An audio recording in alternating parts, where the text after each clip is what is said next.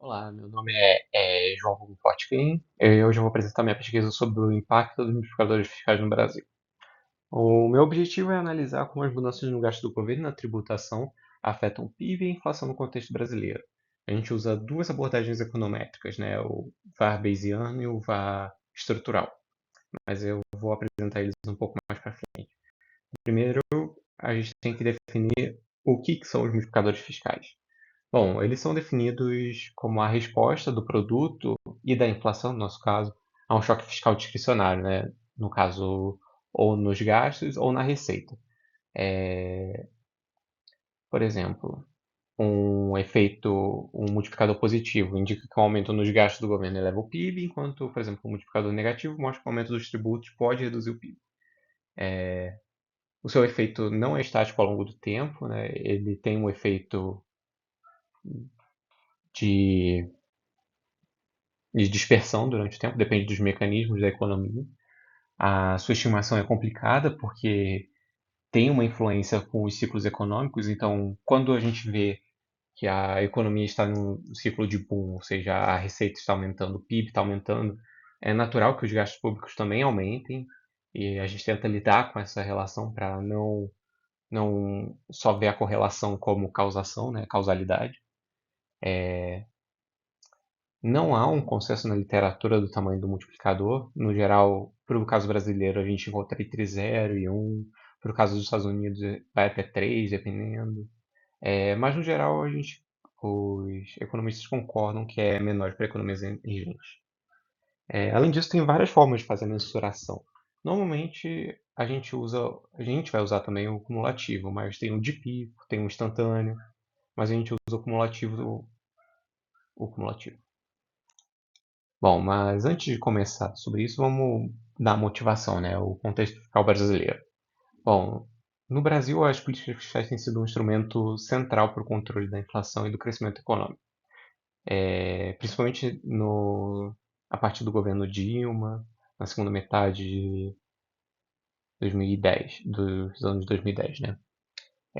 E também várias oscilações. A gente tem um crescimento econômico volátil nessa época, a gente vê um crescimento muito grande dos gastos públicos e não tão grande das receitas, e enfim, um aumento de política estabilizadora para isso. Bom, mas antes disso a gente vai querer compreender como é que a transmissão dessas políticas acontece, né? A transmissão desses efeitos de gasto acontece. Para isso a gente se apoia no modelo teórico novo keynesiano, que vai considerar os choques fiscais, principalmente na curva IS, né? E os mecanismos vão se dar pela oferta agregada e pela regra de Taylor. Bom, basicamente a gente vai ter que esse alfa 1 multiplicando t seria o nosso efeito do choque no, dos gastos públicos, né, no produto, especificamente. Isso tudo afeta a taxa de juros, que vai afetar a regra de Taylor, que vai afetar a inflação. E aí que a gente consegue ver a nossa relação não só do, da receita e dos gastos no produto, mas também na inflação presente, na expectativa de inflação futura, nas taxas de juros. E, bom, a importância desse modelo é para prever o comportamento da inflação e a gente quer testar o quão efetivo esse modelo bate com os dados. Bom, para isso a gente usa uma modelagem econométrica utilizando o VAR clássico, o Bayesian, né? O, o VAR, né, permite capturar a relação dinâmica entre várias variáveis, né? O PIB, o IPCA, o câmbio, a Selic, a receita, os gastos.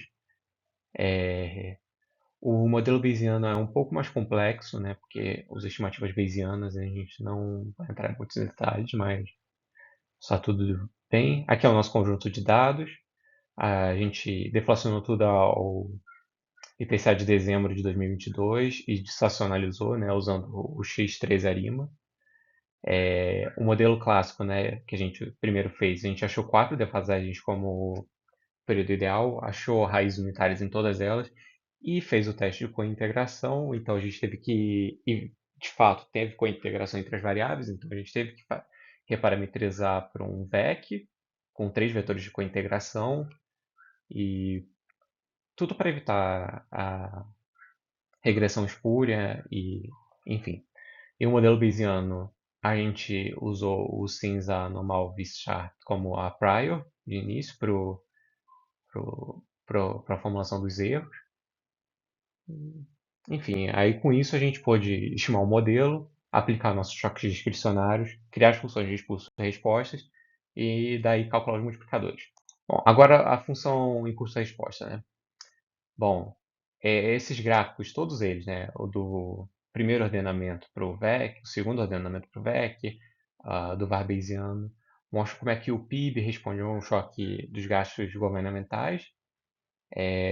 A gente percebe que o impacto se dissipa gradualmente, mas permanece positivo ao longo do tempo. E além disso, a gente testou, né, principalmente no caso do VEC, que o ordenamento importa bastante, né, a gente usou duas decomposições de Cholesky, usando a primeira, o PIB, o IPCA, o Selic, o câmbio, receita e gastos, com uma ordem de endogeneidade, né, do mais endógeno para o menos endógeno, ou mais exógeno. E o segundo do PIB, a receita, o IPCA, o Selic, o câmbio e o gastos, que foi só uma mudança, né? No primeiro caso, a gente pensa como a receita fosse mais exógena, e no segundo caso, como se a receita fosse mais endógena, né? Como uma influência maior do PIB nela, enquanto no segundo é como se você não tivesse atingindo a bound da receita, né? A gente pudesse mexer nela sem depender tanto do quanto do PIB, né? Enfim, mas aí com isso a gente consegue estimar os nossos multiplicadores de fato. E a gente chega nesse resultado, né? Os multiplicadores encontram-se, principalmente o do Varbiziano, se encontra bem robusto, bem próximo dos da literatura. O segundo ordenamento se afasta mais da nossa ideia teórica, que seria que os multiplicadores da receita seriam negativos. Enquanto a gente encontra eles levemente positivos. Que mais? Apesar da discordância de magnitude, principalmente nesses, a gente tem que lembrar que o Bayesiano ele está em primeira diferença, né? Então o efeito é em percentual, ao contrário do VEC, que é mais direto, né? E depois disso, mais o que? O impacto do IPCA é muito baixo, muito, muito baixo. Então mostra que o efeito é quase negligenciável. E é o que a gente normalmente encontra, né, como possível mecanismo de ação endógena, né, autônomo desses choques. Mas enquanto isso, todos eles concordam em sentido. E a duração dos efeitos se estabilizam depois dos 3 anos, né, 12 trimestres, foi o que a gente usou. Bom, as nossas principais conclusões foram que os que a política fiscal no Brasil, principalmente aquelas focadas no aumento do gasto, tem um impacto positivo e significativo no PIB. O aumento dos tributos normalmente tendem a reduzir o crescimento. E, bom, todos os nossos resultados estão de acordo com o modelo teórico, exceto a do segundo ordenamento, apesar que é tão próximo que não descredibiliza o modelo teórico. Ele ainda é um bom modelo para explicar e entender as interrelações. Além disso, a gente fez dois métodos diferentes, né? Então é bom para poder fazer essa comparação. E a gente vê que, apesar de eles discordarem em magnitude, eles ainda concordam em sentido. Então, a gente ainda consegue concluir que o aumento dos gastos efetivamente aumenta o PIB, o aumento das receitas, né, da tributação tem uma leve redução, eles não influenciam diretamente a inflação e a gente não vê efeito nenhum, provavelmente pelo efeito da política estabilizadora.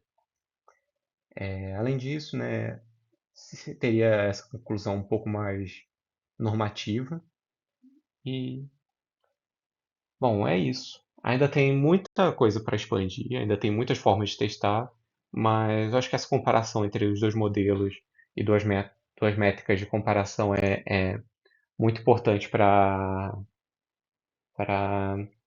ter um resultado mais robusto e poder concluir efetivamente o que está acontecendo. Bom, é isso. Obrigado pela atenção e tchau.